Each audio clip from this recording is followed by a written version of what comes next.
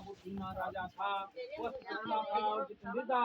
प्रतिदिन देवस्थानों पर जाता था और गरीबों को धन देकर उनके कष्ट दूर करता था। उनकी पत्नी कमल के समान मुख वाली सती सावित्री भद्रशिला नदी के तट पर उन दिनों श्री सत्यनारायण भगवान को व्रत की। उस समय में वहाँ एक साधु वैसा आया, उसके पास व्यापार के लिए बहुत सा धन था। वो नाव किनारे खड़ा कर राजा के पास गए और राजा को व्रत करते हुए देखकर विनय के साथ पूछने लगे, हे राजन, सब क्या कर रहा है, इसके करने से क्या फल मिलता है, सो आप मुझे बताएं।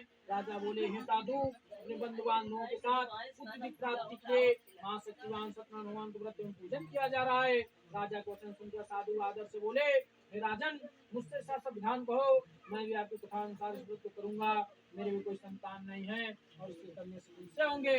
राजा सब विधान सुनकर आनंद के साथ अपने घर को गए।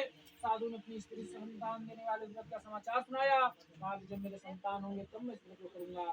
साधु ने ऐसे वचन अपनी स्त्री लावती से कहे।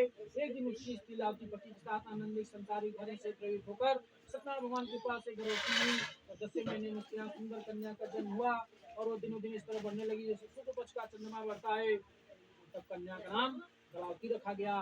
तब लीलावती ने मीठे शब्दों में अपने पति से कहा, जो आपने संकल्प किया था मैं भगवान को व्रत करूंगा, तब आप उसे करिए। साधु बोला, है फिर किसके विवाह पर करूंगा। इस प्रकार अपनी पत्नी को आश्वासन देकर कलावती की दिव्य मृत्यु प्राप्त हुई।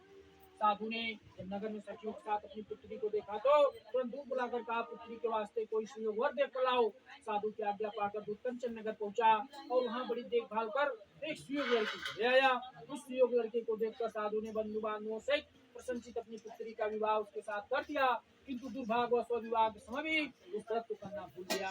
तब फिर भगवान क्रोधित हुए और श्राप दिए, तुम्हें दारू दुख प्राप्त होगा। अपने कारण कुशल साधु बनना। ये माता से समुद्र के समीप रत्नकुंड नगरी गए। वहाँ